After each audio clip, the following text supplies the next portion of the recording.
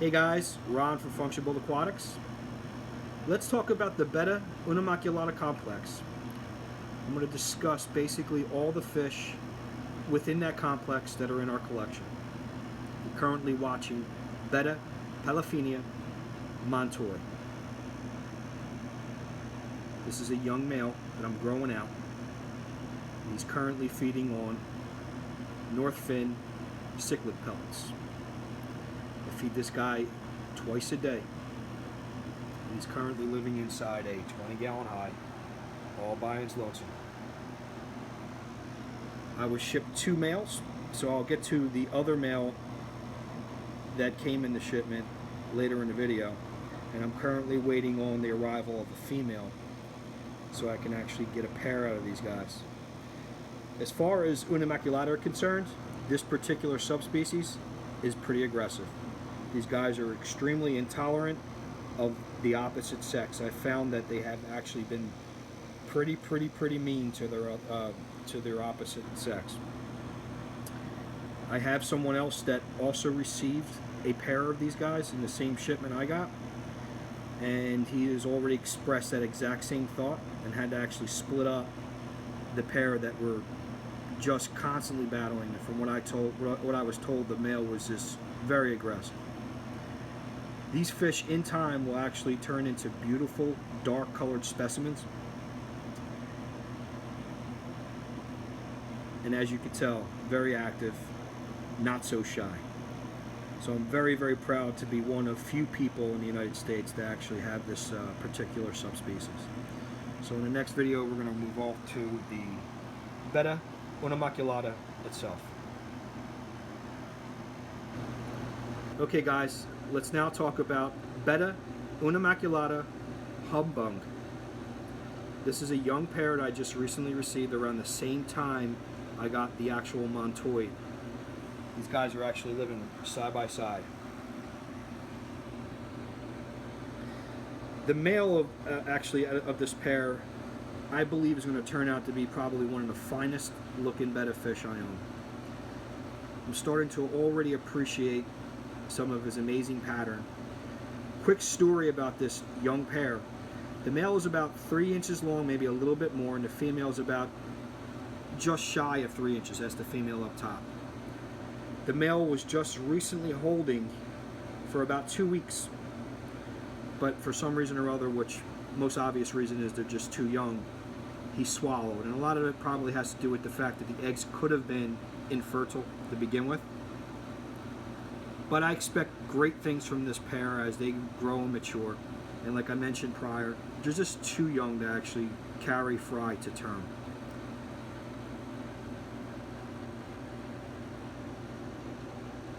When you try to source fish like this, it's always best to try to find a local or / domestic source that actually breeds and spawns these fish. And I was lucky enough to find someone who is trusted and sent me really nice fish.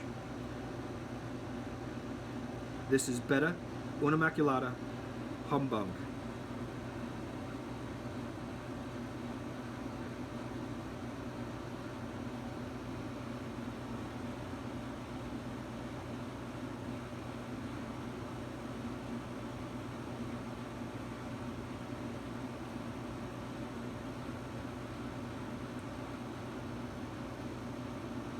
Okay guys, let's move on to another Betta unimaculata subspecies that I'm currently working with.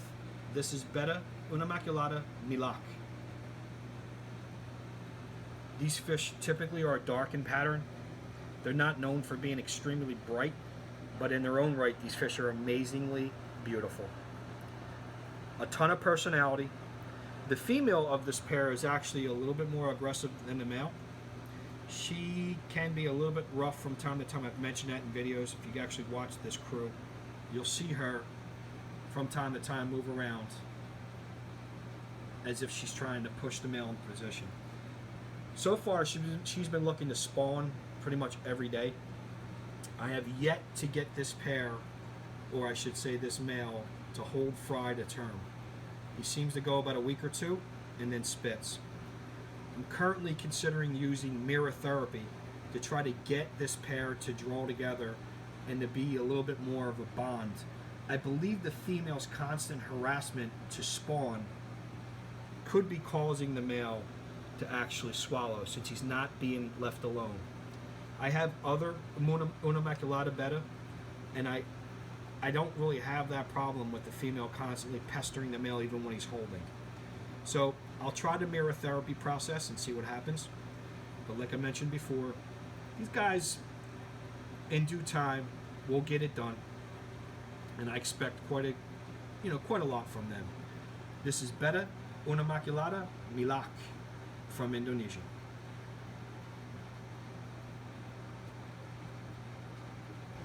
Okay guys, in this particular tank, this is my Betta patoti female.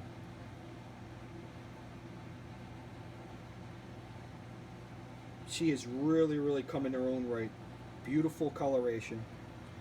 Her male is currently in one of the 5.5 gallon tanks with his fry, and I will eventually put those guys back together again as soon as I feel that he's conditioned enough. He's been feeding really well. These guys are not actually aggressive at all. As a matter of fact, as far as the unimaculata complex fish I maintain, these guys seem to be the most social and the most calm with one another. The male and the female get along rather well, and he's pretty big, and he's probably a good 1.5 inches to at least 1 inch larger than she is. They both have this really nice red coloration, and later in the video I'll show you a video of the male with his fry so you can understand what I mean. That is the fish I call the dog-faced gremlin. That's the nickname I gave that male.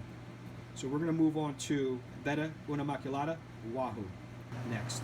Okay guys, this is my female Betta unimaculata wahoo. The male is currently holding in this tank, and he's actually probably hiding inside the log. So when I get a chance, I'll get a good video of him with a mouthful of fry. Eggs, I should say. These guys are not as aggressive as the milak, but yet this female does have a tendency to be a little pushy. Now I'm starting to wonder if that is just a common trait when these guys are in somewhat close quarters. 20 gallon high is not an excessively large tank, but for a pair of these fish, it's very possible that it's enough of close quarters to keep them in harassment contact, I should say. This female just recently ate some of the paradigm carnivore, and let's cruise around and see if we can actually get some video of the male. He typically hides inside this cave.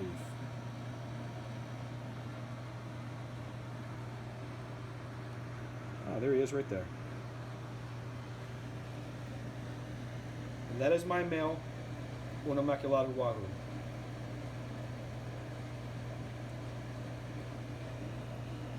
Mouthful of eggs. He has already spit.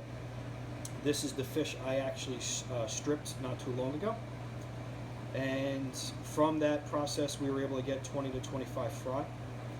So we're going to see if this current spawning yields more fry, and if he actually spits in a more timely fashion. The last time I believe he held the fry for up to 19 days. So this is Betta unimaculata wahoo from Indonesia. And these are wild imports that I brought in roughly 2 months ago. Okay guys, in this tank we have a Betta antuta male. This is my favorite male. He is my most prolific male, only because he's the only male I had for quite some time, and he's currently in a 2.5 gallon tank with all his fry. This is the male, as I mentioned in prior videos, that has taught me quite a bit about the actual species themselves. His coloration is, I would consider very nice, but he's not the most extraordinary looking antuta, but he's trusted, very good parent, very intelligent fish, and in his own right has produced close to 80 to 100 fry for me overall. And this is Betta antuta. This is my one male. I actually have 2 males, but this is one of the males. And right there is one of his babies. Hopefully that's not glaring. Okay, moving right along. In this 55 gallon tank are my Betta antuta females. This is where I keep all my females that spawn with the 2 males I currently have. In this tank we have a mixture of young females and then more seasoned females in the back. This particular female is interesting. Of all the females I have, she's more patoti type coloration, but she is all antuta. They share their tank with 2 pygmy gouramis, and so far so good. The gouramis act as perfect little partners. They usually aren't really paid a whole lot of attention to, and they actually help and pick off some small food particles that these piggies are not known for going after. So we're going to move on to another male Betta antuta that we currently hold, and he's in a 15-gallon tank with his fry. Okay, in this tank we have my largest Betta antuta male, and he is the newest antuta. We just recently imported about 3 weeks ago. And it didn't take long for this fish to actually join in and spawn with the patoti colored antuta that is in the 55-gallon tank. I removed that female and I put her in the 55-gallon from this tank, just so I can actually leave the male with the fry and not have him right away get pestered into spawning. The fry are doing really well in the tank this size. This is not necessarily the tank of choice for me to grow fry in. I always feel that it's quite a bit of space, and sometimes it's easy for some fry to get lost in the shuffle and not get enough food. But it does not look like these fry are suffering. I do feed them twice a day, and I give them a combination of frozen baby brine shrimp, micro worms, and frozen cyclops. They have already started to eat non-modal foods, which is always a very big plus when growing out fry. I always find that having the male, having the adult in the tank helps with that matter. As far as color pattern and facial pattern is concerned, it's a pretty nice fish, not extremely bright and brilliant, but very nice, and I think is a very fine representative of what these fish typically look like in their wild form. This is Betta antuta male number 2 in our collection of unimaculata species in the unimaculata complex.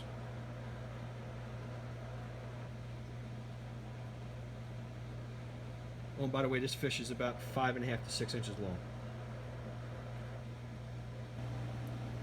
Okay guys, welcome to the dog-faced gremlin. This is Betta patoti. This is my one and only Betta patoti male, and he's currently in his tank with all his fry.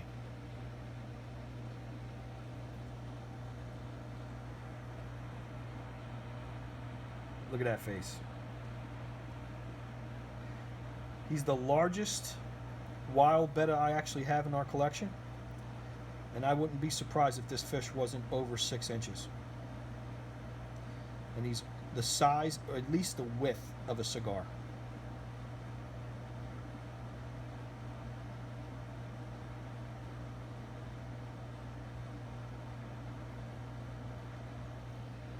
He's currently living inside a 5.5-gallon tank with his fry, and I'm reconditioning him for placing him back with the female pretty soon. But so far, he's going to help me actually convert these fry over to eating dry foods in the next few days to a week or so. Okay, this is the last and final unimaculata in our collection. This is Betta pallifina montoy. This is the second male that we received.